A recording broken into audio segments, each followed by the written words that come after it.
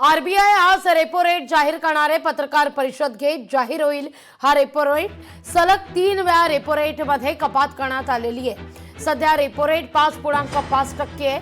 आरबीआयने repo rate कमी केल्यास बँकांकडून गृह कर्जावरील व्याजदरात कपात केली जाईल।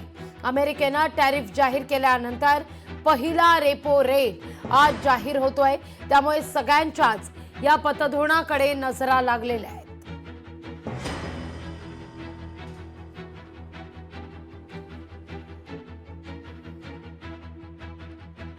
या सगळ्याविषयी अधिक माहिती घेतोय आपले प्रतिनिधी स्वप्नील यांच्याकडून। स्वप्नील, टॅरिफ लागू झाल्यानंतर अमेरिकेने टॅरिफ जाहीर केल्यानंतर आज पहिलं पतधोरण जाहीर होतोय, त्यामुळे रेपो रेट काय जाहीर केला जातो याकडे सगळ्यांच्याच नजर आहेत।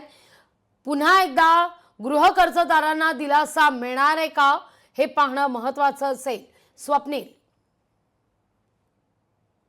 काय बदल केले जात असल्याचे पाहणे महत्त्वाचं आहे, कारण सलग 3 वर्ष हा रेपो रेट स्थिर ठेवण्यात आला होता। मात्र ट्रम्प टॅरिफमुळे जगामध्ये अनेक देश आहेत त्यांना फटका बसला होता। म्हणजे आता देशात होता, त्यामुळे राज्यामध्ये आता देशामध्ये कशाप्रमाणे रेपो रेट लावला जातो हे पाहणं महत्त्वाचं आहे। रिझर्व्ह बँक ऑफ इंडियाकडून सर्व खातेदार आहेत त्यांना दिलासा देण्यात येतोय का हे पाहणं महत्त्वाचं आहे। मात्र पुढील 24 तासामध्ये सुद्धा पुन्हा टॅरिफ वाढण्यासंदर्भात ट्रम्प यांनी संकेत दिलेले आहेत, त्यामुळे रेपो रेट लागू झाल्यानंतर पुन्हा एकदा टॅरिफ वाढवला जातो का आणि यामुळे गृह कर्जदार असतील, खातेदार असतील यांच्या खिशावर नक्की काय परिणाम होतो हे पाहणं महत्त्वाचं आहे। मात्र रिझर्व्ह बँक ऑफ इंडियाकडून रेपो रेट हा वाढवण्यात येतोय की स्थिर ठेवण्यात येतोय याकडे सर्वांचंच लक्ष लागले।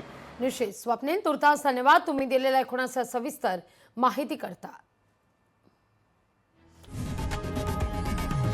लोकशाही मराठी ऐका, पहा, जागरूक रहा।